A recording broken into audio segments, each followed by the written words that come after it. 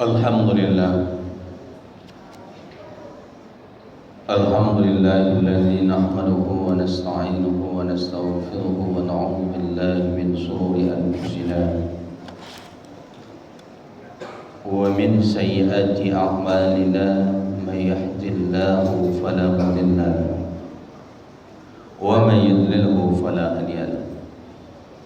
Asyhadu an la ilaha illallah wahdahu la syarika lahu wa asyhadu anna Muhammadan abduhu wa rasuluhu al-mab'uts rahmatan lil alamin.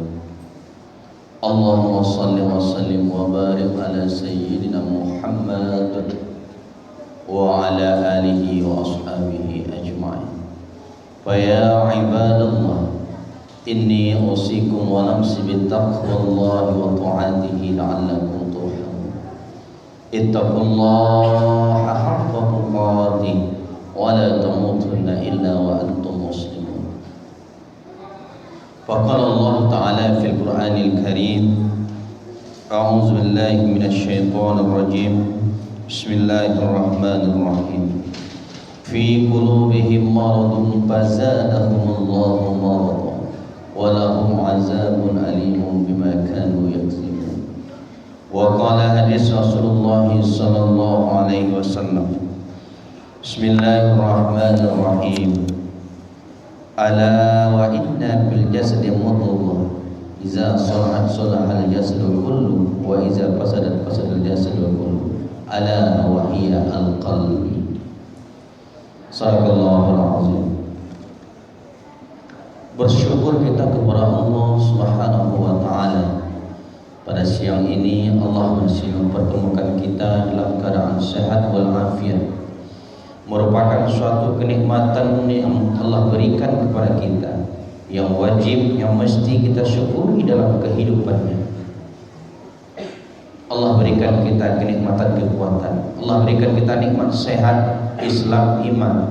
Ini semua adalah addressnya tertuju kepada Allah, menjadikan pribadi kita yang lebih baik daripada sebelumnya, untuk melangsungkan agenda ketuhanan dalam kehidupan ini.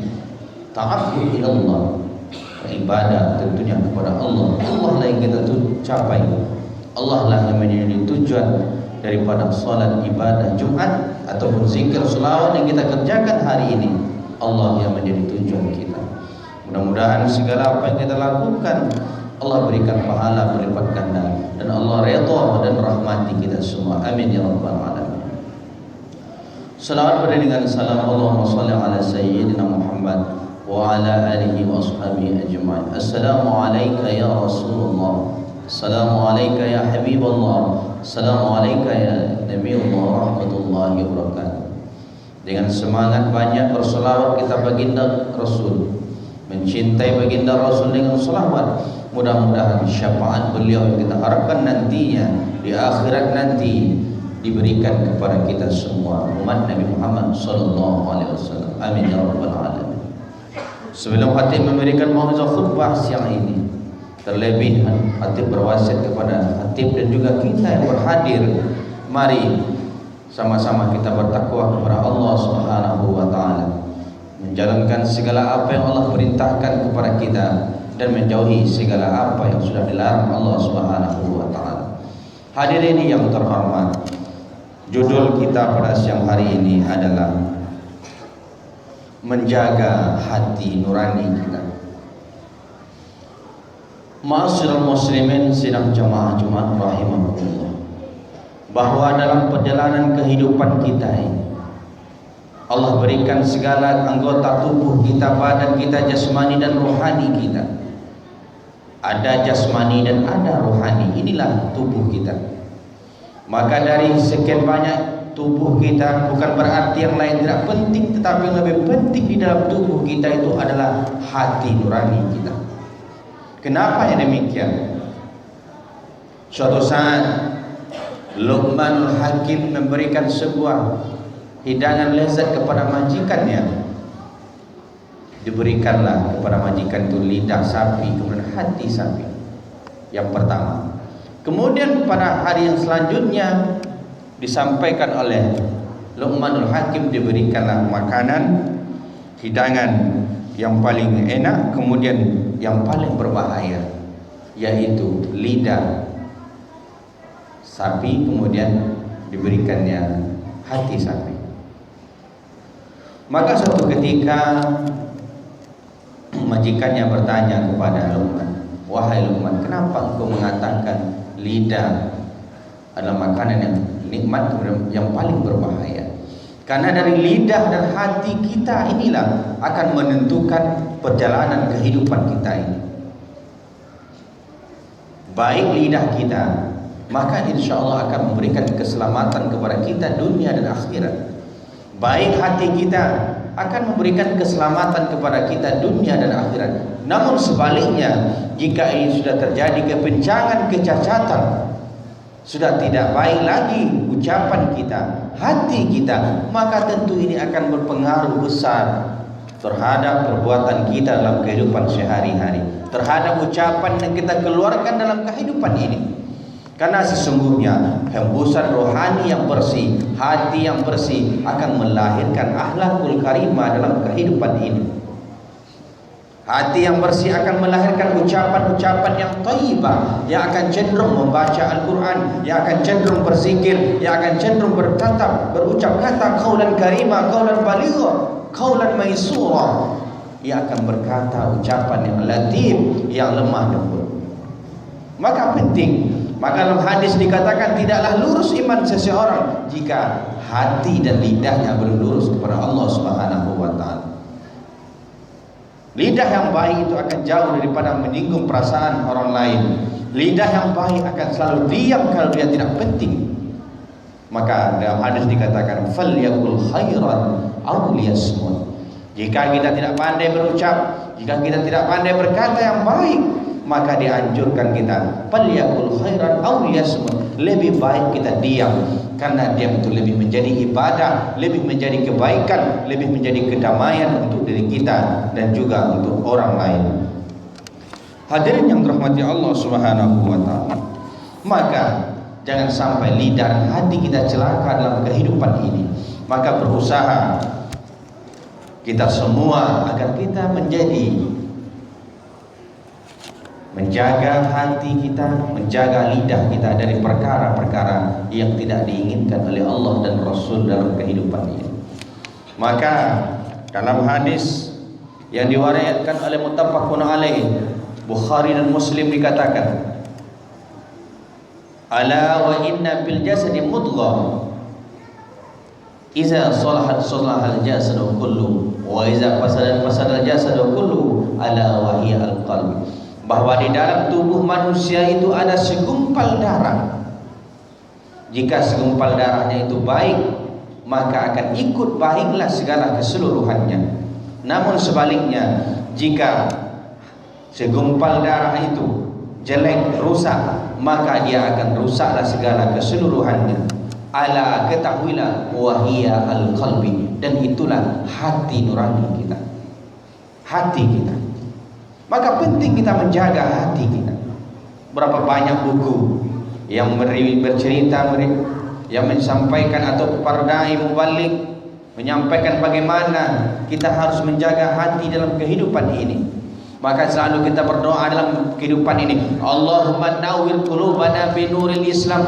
Ya Allah ya Rahman, terangilah hati kami dengan cahaya-cahaya Islam, agar hati kita selalu memberikan keselamatan, agar hati kita selalu bening, agar hati kita selalu menginginkan kebaikan dalam kehidupan ini, agar hati kita selalu ingin redha kepada Allah, agar hati kita itu selalu berkaca kepada Al-Quran dan hadis.